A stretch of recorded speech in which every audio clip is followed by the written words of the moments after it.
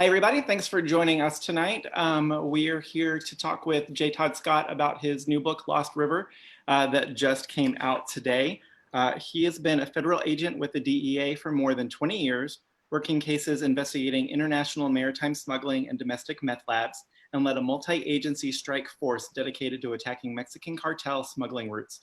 He has a law degree from George Mason University and is a father of three. How are you tonight? I'm doing great, John. How are you? Doing well, thank you. So just real easy to get started. You want to tell us kind of what the elevator pitch for the new book is? Well, it's a crime novel set against the backdrop of the opioid crisis. It follows three characters predominantly over kind of a 24-hour period on the heels of multiple overdoses and the kind of gruesome slaying of an infamous crime family in this Appalachia region. So it follows the investigation and kind of the fallout of this investigation of these overdoses and this crime in this very, very small town in Kentucky. And so while I'm thinking of it, if you guys are watching live on Facebook, if you have any questions, just drop them in the comments below. I'll be monitoring it, and we'll leave some time at the end to get to some of those. So you mentioned that the book takes place over a 24-hour period. What are some of the challenges of plotting a book that happens that quickly? Well, you don't have a lot of narrative terrain to work in. So you kind of have to keep the immediacy of what's going on. And if you're going to plot a book to only happen in 24 hours, you don't want to slow it down with a lot of, digressions and callbacks and things like that. And, I'd written those three Big Ben novels, which were purposely kind of big, sprawling books. They were based in Texas. I wanted them to reflect Texas. This book, I wanted a little more immediacy in the moment. So smaller cast of characters, you're kind of living with them almost minute by minute as they go through this kind of hot summer night, on the heels of these very violent events. So did you have kind of a timeline as you were writing? So like this happens at like 11:30, this happens at 12:30 to kind of keep some of that stuff straight?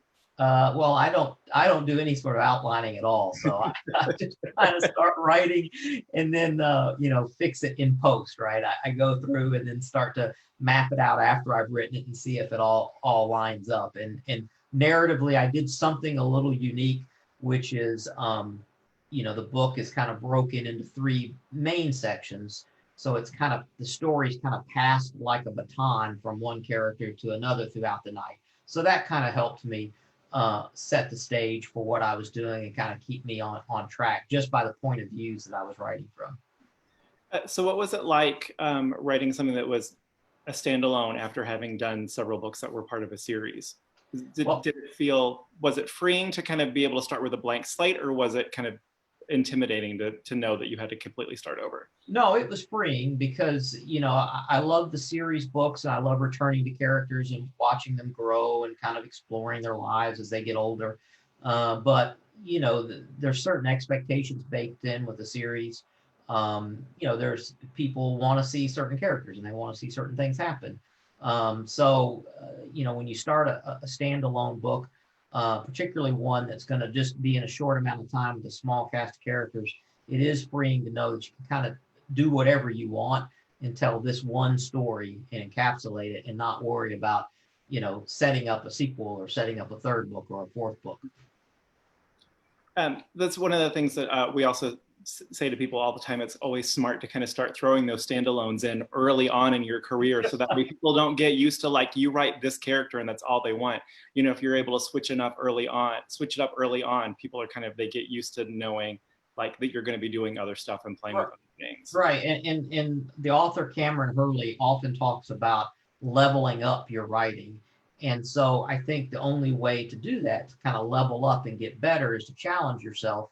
And that means writing different stuff. I mean, I could have written the same sort of Big Ben book probably for the next decade, but, I wanted to try to write different stuff. And like setting this book over a very confined amount of time, that was a challenge just to see if I could do it. And I think it's always great too. You can always tell when an author has been writing a series, if they take a break and they do a standalone or they do a project that they're really passionate about, you can always tell that they kind of almost fall in love with those characters again when they go back. Because then it's always like that next book in the series always just has a freshness to it. Yes, I absolutely agree. And, I fell in love with the characters I was writing in Lost River, and they were characters that wouldn't fit in any other story. They wouldn't fit in the Big Ben for what I was doing. But I'll be eager to get back to Chris, Cherry, and Mel and all of them, when that time comes. Yeah. Was it the story, this new story that you wanted to tell? Is that what drove the location change from Kentucky or from Texas to Kentucky? A little bit. There's another author I like quite a bit, Jesse Donaldson, and he wrote kind of a nonfiction book called On Homesickness, which kind of was about Kentucky. We're both from Kentucky. Mm-hmm. And I read that, and it was really beautiful, and it kind of looked at each county in Kentucky, talked about the history, done with kind of poetry and essays, and it's a very unique book. And I read that, and that got me thinking about home and, wanting to write something set uniquely in Kentucky. And I had a character in mind who was Casey Alexander in the book. And so this idea of wanting to write about home, which is always for me a thematic element, this character Casey that I kind of wanted to explore. And then at the time I was working opioid overdose cases, they all kind of dovetailed together to end up being what Lost River was. We've seen kind of in the last couple of years, Daniel Silva was doing kind of Appalachian, but we've really seen kind of a resurgence of it with guys like you with this book, and Brian Panowich and David Joy. What do you think kind of is the reason for seeing those stories again? Well, I think there's actually a timeless nature to them, and this is a region that's got some attention over the last few years for a lot of reasons. Some of these small towns that are kind of hanging on by their fingertips. So it's in the public conscience, it's in the news. And then I think people are looking for stories set outside LA and New York. There's lots of crime stories every year written about those places. And this is, and so we're writing about places that people don't know as much about. So there's a freshness to it, I think. It's interesting you mentioned Brian and Dave, because, they've worked in this region longer than I have, writing their stories. And so I was somewhat reluctant to tread into that territory, because are great books, Bull Mountain and Like Lions, and then all of David Joy's books that are set up in his very unique part of North Carolina. I was reluctant to kind of go poach in their area, because they write about it so well. But I thought I was, had it kind of a unique take and a unique story. So I thought it was worth giving it a spin. So being kind of a DEA agent for your day job, how I imagine research is kind of different for you, because it's not like me, you have a knowledge of that. You don't necessarily have to go do so much research. So how do you balance how much stuff from your day job you can actually put in a novel versus how much you have to hold back that's not necessarily public knowledge that you shouldn't put in there? Well, it is interesting that this particular book, Lost River, has more DEA stuff in it than any other book that I've written. It focuses on a DEA agent. And so I wrote it just as if, I was doing this investigation myself, the ways I would approach it. So to that extent, it's very real. But the flip side of that is that as a current agent, a book like this, I still have to get it vetted just to make sure I don't let stuff slip through. The means and methods that are so second nature to me, that is the sort of thing we still don't, often want to talk about. So when I finished Lost River manuscript, there's a review board that reads a book like this. There's not a lot of DEA agents writing fiction novels, I can tell you, but it's a select number, right? But they look at it and give me a second pair of eyes on it, just to make sure something like that hasn't slipped through. And so how did you make the jump from DEA agent to writer?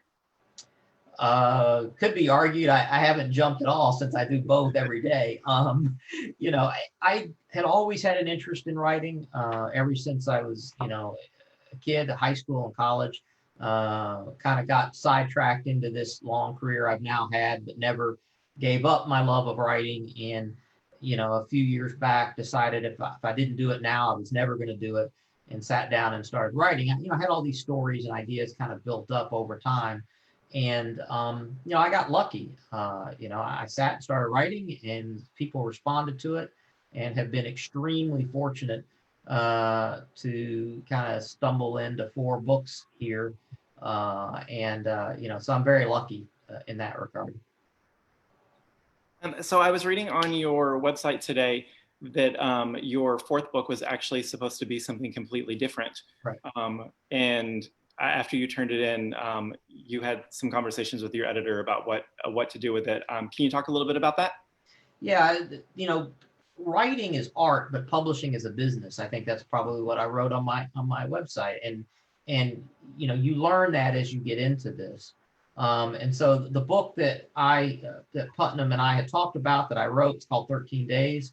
I loved the book, thought it was great. And then when my wonderful editor at Putnam got it, she said, Todd, this is a great book, but it's just not quite on brand for you. She goes, it's too dark, it's too existential. It's exactly what I told her the book would be, but once you read it on the page, and so we had a lot of discussions about that, and I understood where she was coming from, and that's the business part of this. So and I'm fortunate that I have a day job, so I can take a book like that and say, all right, this is not a book that Putnam is feels is on brand for me at the moment, so I'll stick that aside. And then I had Lost River. I was already well into Lost River at this point, and I'm like, well, how about this one? And then I basically gave her the first few chapters of Lost River, and Putnam called me my editor, Sarah, she called me back the next day and said, this is perfect. It's on brand. We love it. It's exactly what we want from a J. Todd Scott novel. So I guess it's a double-edged sword, right? I've been successful enough that I have a brand, but then sometimes that brand kind of dictates what you can write at the time. Yeah. So are there plans to go back and do anything with the other novel, or is it just kind of sitting there for a while? No, I definitely, based on some of the other comments that Sarah had about the book, I in my free time, I've kind of tinkered around with it.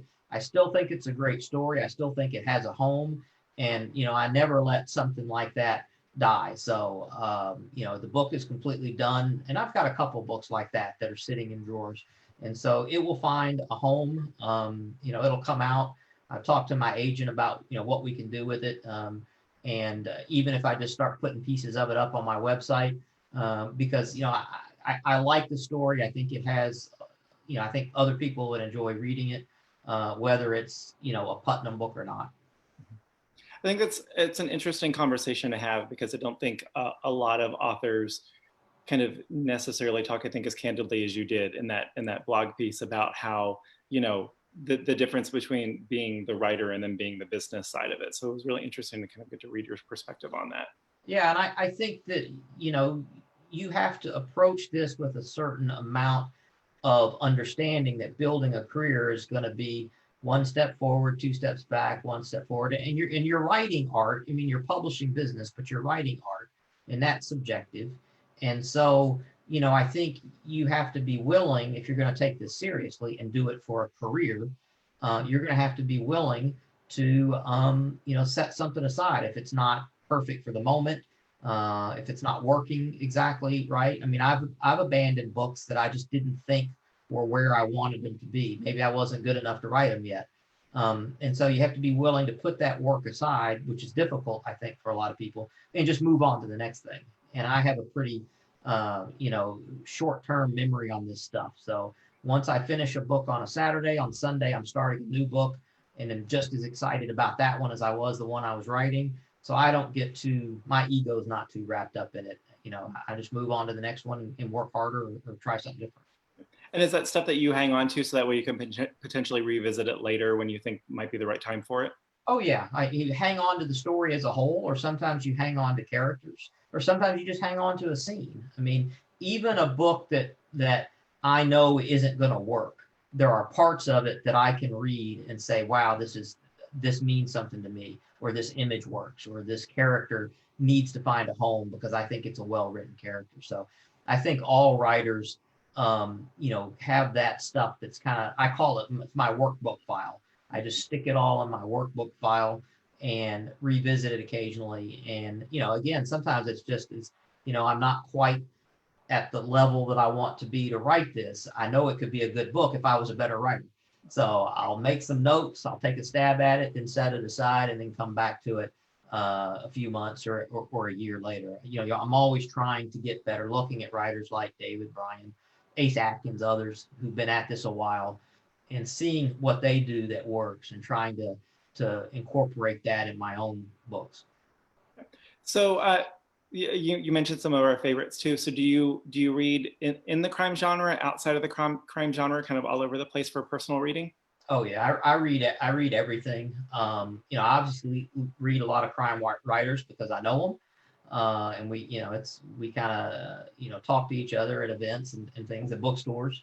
I like doing events like this with other writers. I've got to meet a lot of writers that way, who I've become fans of. But if you'd asked the high school Todd what sort of writer he would have been, I probably would have said a science fiction or fantasy or horror writer. So I read widely in those genres as well. Anything that catches my fancy, and I can learn something from all of it, no matter what genre it is. Yeah, it's one of the things that we find interesting when we talk to people too, is how so much of kind of what we think of as genre ends up at the end of the day just kind of being marketing, just kind of a way for publishers to know kind of how to get books in the right hands. Right. I would have never said that The Far Empty, my first novel, was necessarily a crime novel, necessarily the way that it came out. I don't even solve the crime, the main crime in The Far Empty, but that was the best genre that it fit into. And now that's kind of what I write. Clearly, Lost River is more of a crime novel, and to some extent, it's a police procedural. At least the Casey story, as we follow her throughout this night, involves a lot of her kind of tracking a person and doing the sort of stuff that we as agents do every day. And so since you were writing Casey as a character, did you do any kind of like have anybody else read it to make sure like the voice was authentic, anything like that? No, I really don't. I tend not to let anyone look at a book till it's all done, and by that point, I have a pretty good sense of what I was at least going for. But Casey's interesting because she's a younger female agent. I'm clearly not a younger female agent, so I wanted to do the character justice. But I had there's been several female agents I've worked with out through my career who were fantastic at the job. So, I kind of took bits and pieces of them over time to kind of bake them in to Casey. And I told them all, hey, this book is coming out and you might want to read it. You may see a little bit of yourself in there. So we'll see what they think now that the book is out. Have you had any other of your other characters kind of in the past that you've loosely based on people like that? Less so in the Big Ben series. Although they've been based on archetypes. Ben Harper as a retired sheriff who then comes back to work at another police department. I've met a lot of guys who've done that in their careers. I would say in Lost River, Casey's definitely based on people that I've met and worked with. And Van Dorn represents some of the older agents that kind of mentored me when I first came on the job. So those two characters, more than any others that I've written, are probably direct reflections of people that I've worked with. So what does a normal writing day look like for you with the day job as well? I get up very, very early, 4:35, and try to knock out 600 or 700 words a day, Monday through Friday, and then more on Saturdays and Sundays when I have a little bit more time. So, I am very methodical. I write every day, 7 days a week, take very few breaks. And that's how I get a book done. And, it's interesting. I know you've spoken with probably David Joy before, but, David approaches his books much differently. He tells me that the way I write sounds like a job and not a very fun job. And he won't write anything for months and then we'll kind of go on a bender and write an entire novel over, a couple of months. So it's just a different approach, but I found that that's what works for me. Get those pages down, those words down in the morning. I'm still thinking about the book all day, but that immediate work first thing in the morning is what works for me. And do you find yourself like taking notes throughout the day as you're working on it so you know what you want to do when you sit back down again? Yeah, I take notes. I'm particularly bad about the time between I shut down the computer and drive to work, because that time of sitting in the car, usually in traffic, I'm kind of mulling over what I've just written, and I'm thinking, man, I should have thrown this in there. This was a phrase I wanted or a word I was, missing. And so the first thing I usually do when I get to work is I sit down for like 10 minutes, shut the door, and I'll grab a note page, and just write down, remember this, add this, do this, just those kind of notes, because, writing is muscle memory. So, you kind of get in the process of doing it. I'm already writing in my head when I wake up in the morning. The story is the first thing on my mind. It takes it a while for it to kind of flush out of my system as I get into work. But it's a process that's worked for me for, multiple books now. So I'm sorry, my brain went completely blank there for a second. So then with everything kind of going on with COVID-19 and kind of everything being sort of thrown into chaos, do you find that you're actually still able to sit down and get some writing done? Yeah, I have been. I memean, the writing has always been kind of a sanctuary, but I would be lying if I said it was as easy. It's you've got families upended. My family, I got kids flying back and forth and coming out of school early, and so you're dealing with them. I had a daughter who was set to graduate from college. Obviously, not being able to go to commencement after 4 years of college was hard on her. So, just trying to juggle all that. I moved in the middle of a pandemic and started at a new office. So there's a lot of agents who work with me I've never met in person, and we've met like this, on a video call.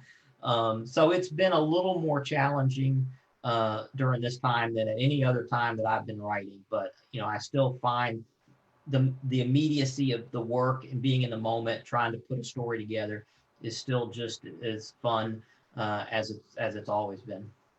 And do you think that sort of you're setting up that routine where you get up early every morning and you had that work routine already? Do you think that's kind of helped you kind of keep going? Yeah, it definitely has. For me, having a routine and a process means I don't have to think about it. I just know what I'm going to do. And my routine particularly is somewhat bulletproof because it's so early in the morning before the day takes over. Actually, I think the bigger challenge for a lot of us writers at this time, as you well know, is it's putting out a book. I mean, these books are scheduled so far in advance. No one wants to release a book in the teeth of a pandemic, but that's kind of when it's scheduled and that's when it happens. And so you just kind of cross your fingers and hope for the best. But you have to understand, and I have, that, it's a little tough to promote and push a book hard with everything that's going on in the world right now. And so you just kind of have to put a book out there and hope it finds an audience, if not now, at some point in the future. Yeah, we because when stuff started closing down and bookstores started getting closed temporarily, publishers started really shifting around a lot of publication dates. Mm-hmm. So we're now sort of in this period in June where like nothing is coming out because it was supposed to come out. So now it's going to come out in like August or September. So it's always good to now have some of those originally scheduled releases. So that way when people are like, hey, what's new? There are actually new releases to be able to. There are actually new books out there. Yeah, so you can point them toward Lost River. Yeah, definitely. It's also great too because you're 4 books in, so we have a readership for you already, so you're not starting from scratch. Yeah. I feel very sympathetic toward those authors, debut authors, who are trying to release a book in the middle of this, and even established authors. And we're a little further into it now with in June, but when you were trying to put a book out as a writer, no matter how established you were, March or April, that would have been a really tough time to get much attention for your book. And you don't get much time to do it anyway, even in the best of circumstances. Every Tuesday, a whole bunch of new books come out. So, again, I hope a lot of those books that may have been overlooked this first go around get a second chance to get some attention. Yeah, one of the great things that we're seeing is because we're doing events like this, that when they're done, it'll go on Facebook and we'll put it up on YouTube. We're seeing that there's a really good long tail for this. Like in a couple of weeks, like somebody will have discovered it and they'll get an order. So it's a nice way of still being able to promote stuff while everything's going on that people are going to be able to come back to and find later. Yeah, that's great. So do you think that kind of the COVID situation is something that you will put in a book in the future, or is it something that you'll just kind of avoid? Well, that's a lot of writers have kind of bounced that idea around. We've kind of talked about that, over socially distant beers, I guess, over Zoom calls. How do you address that in in a tactful, respectful way, given that we're still in the middle of it. And in the book I'm working on right now, I have made a kind of a glancing reference to it. It's actually set a few years from now. So in theory, this, would be in somewhat of a rearview mirror. But I obviously might have to change that as I continue to write the book. So I don't know. It's, obviously there will be a lot of literature, fiction and otherwise, that will come out of this time period. Right. I think there'll probably be some very good books about it. I don't know, I'm the guy to write it, but I think there will be books that will come out, and I think we'll all struggle with the best way to reference this in our stories. Yeah, I don't remember which, I think it might have been Jennifer Hillier who said when we were talking with her, she thought that meant there were probably going to be a whole lot of books that were set in 2019, potentially a whole lot of books that are set in 2021, and then like 2020 will just be this like vacant hole in the literature world. Right. And obviously, you could do a lot of crime novels set in and around people locked in their homes, right? Mm-hmm.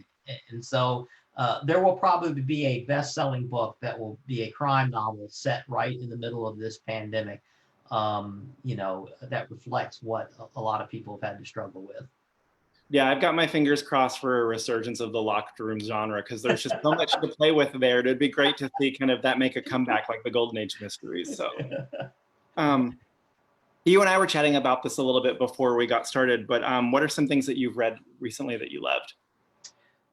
Well, I just read a book, and it came out, I think, just a couple of weeks ago. It's Devolution, I believe I'm pronouncing that right, by Max Brooks. It's kind of a book of, kind of in the Michael Crichton vein, kind of about Bigfoot of all things. But it's well done. It's an action book. It moves very, very fast. Kind of unique narrative structure to it. So I thought that was great. I just started a book called The Distant Dead, which is a kind of well-regarded so far crime novel set out west, I think in New Mexico. I'm just at the beginning of it, and I can't tell you the author's name. It's Heather Young. Heather Young. Yeah. But I've really enjoyed what I've read of that so far. I have Blacktop Wasteland I think set to go, which it's gotten a lot of great press, deservedly so. I'm waiting for Ace Atkins to send me an early review or early copy of his next book that's coming out. I was fortunate to read an early copy of Joe Reed's next book. So, I kind of got a little bit of everything. I even picked up a science fiction novel, Hella, Hella, by David Gerald, I believe. And that just came out a couple of days ago. So since Todd has mentioned them, since he's mentioned Joe Reed, we're actually in the process of trying to get an event set up with Joe that Todd's going to interview him for us. And if you are fans of Ace Atkins, we're doing an event with him and Jeff Abbott, and we're getting Megan Abbott to moderate for us on July 18th, which we're super excited for. Right. And I think Jeff's next book comes out next week, I believe, or the week after. No, yeah, I'm sorry. Yeah, week after. And David Bell's another author, a Kentucky author, by the way. He's got a book due out as well here very shortly. So all great books, all great authors. So what's one thing that has surprised you kind of about the publishing industry now that you've been in it for a couple of years? It's probably two things. One is that authors are generally very, very welcoming. You would think there would be a lot of competition and things like that, and there really isn't. I mean, not that I've experienced. Authors have been very generous. They've answered my questions. They've, retweeted my books. At the end of the day, there's an infinite number of readers, right? So an infinite number of stories. So someone else selling well and getting accolades doesn't mean no one else can. And so I think generally authors have been very welcoming and accommodating, and no, I know I've answered my questions as someone who's really come to this late, in life. So that's one thing that's been surprising. I think the other thing is just how hard it is to get a book published. I mean, I was fortunate. I wrote a book and got an agent and got a publisher in a relatively short amount of time. And maybe I shouldn't. Maybe I should have been a better writer first. But I did, and a lot of that is timing and luck and the right person in the right place. And I've met a lot of people who are really great writers who haven't had that break yet. And whether a book sells well or not, oftentimes doesn't have as much to do with the book itself as much as, again, the timing, and does it get the right review, and does that review kind of get picked up. So I think it's all hard, and there is no point, at least not for me yet, where you kind of can say, well, look, I've succeeded and I made it, right? I mean, there is no top of the mountain. There's just another mountain, So I get a book out and I want another book out, and I hope the next book does better than the one before it. And you want more reviews and you want more everything. So it's just a hard business to make a business, right? To make a career in. And I admire folks who've stuck with it for a long amount of time. The writing is always fun, but the business part of it, I think you have to really steel yourself for it if this is what you want to make as a career. I think you're right. In our experience, most writers are very generous with their time and wanting to help, because I think people, like you said, there's an infinite number of readers out there. I think kind of everybody, going back to Colleen, what you said about kind of the art of it versus the business of it, at heart, whether we're booksellers or whether we're authors, we're all kind of in love with books, and we know that like readers are too. So if they find one person they like, they're always looking for other people. So if one person's doing well and doing one thing very well, people that do something kind of similar, even loosely connected to that, are going to do well too, because people are going to start looking for theirs as well. Right. And I'm jealous of other writers to the extent that I wish I could write as well as they do. I mean, that's one thing that, as I've done this more and written more novels, is I'm much more conscientious when I read other writers to try to ask myself, how did they do this, right?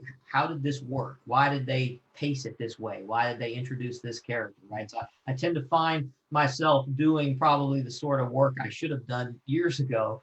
I kind of just started writing and stumbled my way into it. And now I'm really trying to learn how I'm doing what I'm doing and how to do it better.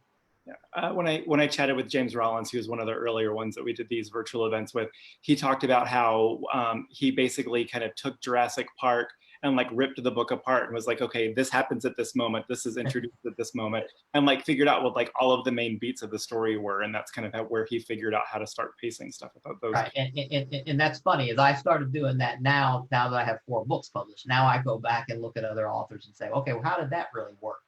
But it's a great exercise. So I tend to get jealous of writers because I wish I could do what they were doing, not jealous of necessarily their successes or whatever, because I constantly read stuff. I think the opening sequence in, The Distant Dead is fantastic. I think it's really well written. And so I read that, and I'm like, wow, I wish I had written that, or I wish I had written something like that. Every time I read David Joy, I feel the same way, right? Ace Atkins compresses so much in such, short, punchy books, right? And, it takes me 400 pages to do what Ace can do in, 250. So it's just, you learn a lot from these other authors if you really pay attention to what they're doing. So what are you working on now? Well, I have decided to tackle something a little bit different. I mean, I have the next Big Ben book queued up, but kind of with everything that was going on, I enjoyed this experience with Lost River. And I don't want to use the word horror novel because that has too much freight or baggage with it. But I would say it is a little more speculative novel than what I have written in the past. And again, I have the advantage of I have a day job, so I can really write the stuff that I want to write. And if it takes me a little longer, or if a book, if I decide a book's not working, well, then I can shove that aside and do something else. So I had a little bit of a break, a little bit of opportunity. I've done a bunch of screenwriting this last year as well, which I really enjoyed and was very fortunate to get involved in. And so that kind of got me thinking about, a different way to structure a novel, a different way to tackle a novel. And those screenwriting exercises, the scripts that I wrote were in wildly divergent genres from what I have currently been working in. So I thought I might try to tackle a novel and something like that as well. So we'll see. Yeah. So what are some of the things you learned about novel writing from working on scripts like that? Well, with scripts, you have so much less space to work in. A typical Hollywood script for a film, let's say, is going to be around 110 pages. For one of my books, that's a prologue, right? I mean, we haven't even gotten into the first chapter after 110 pages. So you just have to write with a lot greater economy. And I tend to be, very visual, a lot of description. And surprisingly enough, in a screenplay, less description is more, because oftentimes, we talk about directors and actors and all that sort of stuff. They have their vision too. So you want to hint at what something should look like and be like, but you want to leave a director more room to kind of add their own stamp to it. So it's just economy and pacing. And although I don't really outline my novels at all, I found that with screenplays, and particularly a TV series, because I've been fortunate to write a pilot for a TV series and kind of plot out what a 8-episode miniseries would look like. That you really do need to outline. When you work with a studio or you're working with producers, they're not just going to take it on faith that you can develop a whole series. They want to see it. They want to know what the beats are, so that way they can kind of plot out what an entire season of something would look like. So, I did a lot of that over the last year. Very fortunate to have those opportunities. And, a lot of times those projects, they never see the light of day, they get stuck in development, all that sort of stuff. But it's been a wonderful experience doing that sort of thing. And I found that I actually really enjoy that sort of writing. I wouldn't want to do it in place of novels, but I do enjoy doing it, in conjunction with my novels. And has there been any interest with the Big Ben novels about a series or a movie or anything with those? Yeah, I've been lucky with that. That was, the Big Ben series has been optioned. There's directors and actors attached to it. It's at Stars at the moment. Does it end up out there? I don't know. I actually didn't write the pilot for The Far Empty. The pilot's great. I read it. The Lost River's already been optioned. As before it was published, which was great. So people saw some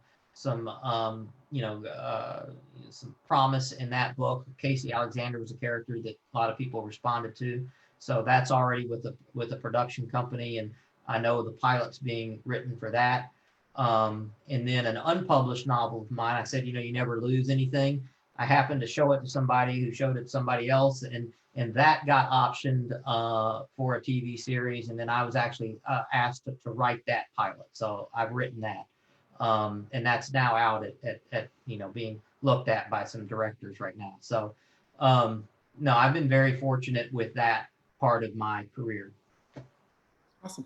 Well, thank you so much. I think, so somebody, Paula has just asked, do you think writing will squeeze out your day job eventually, and would you want it to? I get asked that a lot, and I couldn't retire from DEA, but I'm not quite ready to do it yet. I still like going to work, and so far I've been able to find the balance. So I think as long as I can balance them, I will. But in DEA, you're actually mandatory to retire at some point, and I'm quickly coming up on that. So in another few years, they're going to show me the door whether I'm ready to go or not, and then I will have nothing to do but write, because I'm uniquely unqualified to do anything else. So. Well, thank you so much for chatting with us tonight. If you guys tuned in late, we've been talking with J. Todd Scott about his novel Lost River, which just came out today. We have signed book plates coming to the store, so if you order a copy, you will get a signed book plate to go with them. Just a store update, we are still closed for browsing, but we are still offering curbside pickup. You can give us a call, 713-524-8597. Or visit us at murderbooks.com. We're happy to help you find great reads over the phone. And then we'll just set them on a table outside for you. We've got a great lineup of authors coming up. I think we've got something almost every night in July. A lot of those events are dual authors. As we mentioned, we'll be doing something with J. Todd Scott and Joseph Reed in August, so stay tuned for those. Todd, thank you so much for chatting with us. It was great to see you again, and hopefully we will get to do this again next year, actually in the bookstore. All right, all the best. Take care. Take care. Bye.